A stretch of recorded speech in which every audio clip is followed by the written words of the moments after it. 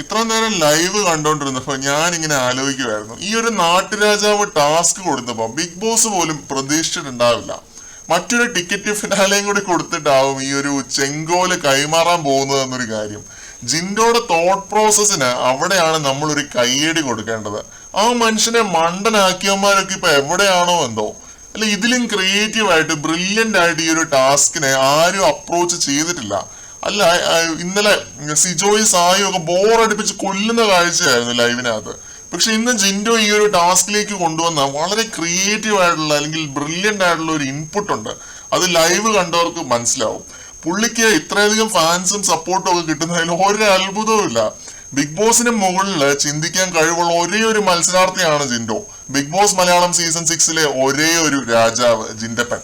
അത് ഞാനിത് ഓപ്പൺ ആയിട്ട് പറയാണ്, ഇത്രയും ഓപ്പൺ ആയിട്ട് ഞാൻ പറയാണ്. ലൈവിലേക്ക് തിരിച്ചു വരികയാണെന്നുണ്ടെങ്കിൽ ജിൻഡോ എല്ലാവരെയും കൊണ്ട് ടാസ്ക് ചെയ്യിപ്പിച്ച് അവിടെ ആറാടിക്കൊണ്ടിരിക്കുകയായിരുന്നു ഇത്ര നേരം ലൈവിനകത്ത്.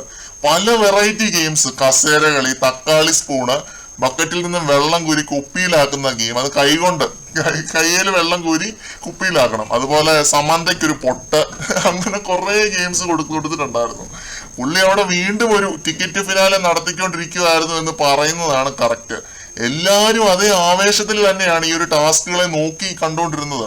അതും ആ ഒരു എന്താ പറയുക, ആ ഒരു ലെവലിലാണ് കളിച്ചുകൊണ്ടിരുന്നത്. ഇവരുടെ ഈ ഒരു ഉത്സവമൊക്കെ കണ്ടിട്ട് ജിൻഡോ വീണ്ടും ഇങ്ങനെ ഗെയിം കൊടുത്തോണ്ടിരിക്കുകയായിരുന്നു. ഒരു രക്ഷയില്ല. ലൈവ് വീണ്ടും പവർ ആയത് ഇപ്പോഴാണ്. ഞാനിതിങ്ങനെ കണ്ടിരിക്കുകയായിരുന്നു, ഒരു മിനിറ്റ് പോലും ബോറടിച്ചില്ല. കുറെ ചിരിച്ചു ശ്രീധുവിന്റെ അർജുന്റെ ഒക്കെ ഓരോ കുട്ടികളെയും കാര്യങ്ങളൊക്കെ കണ്ടിട്ട്. അതുപോലെ അഭിഷേകിന്റെ ഋഷിയുടെ ഒക്കെ ചില കൗണ്ടറുകൾ, സിജോയുടെ കൗണ്ടറുകൾ എല്ലാം നല്ല രീതിയിൽ തന്നെ ആസ്വദിച്ച ഒരു ലൈവ് ആയിരുന്നു ഇന്നത്തേത്. എന്തായാലും ജിൻഡപ്പൻ രാജാവിന്റെ ടിക്കറ്റ് ഫിനാലെ നിലയിൽ ലീഡ് ചെയ്തത് ജാസ്മിനും ശ്രീധുവും അർജുനും ആണെന്ന് തോന്നുന്നു. ജാസ്മിൻ 9 പോയിന്റുകള്, പിന്നെ അതേപോലെ ശ്രീധുവിന് 7, അർജുന് 5. ജാസ്മിനാണ് അടുത്തതായിട്ട് ചെങ്കോലും പിന്നെ പൊന്നാടയൊക്കെ വാങ്ങിച്ചത്. ജിൻഡോ അണിയിച്ചു കൊടുക്കുന്ന കാഴ്ചയായിരുന്നു കേട്ടോ. ജാസ്മിൻ അത് കളിച്ച് നേടിയതാണ്, അല്ലാതെ അടിച്ചു മാറ്റിയതല്ല. അവിടെയാണ് ജിൻഡോയുടെ ഒരു ബ്രില്യൻ ഗെയിം വരുന്നത്. കൂടുതൽ അപ്ഡേറ്റുകളുമായിട്ട് വീണ്ടും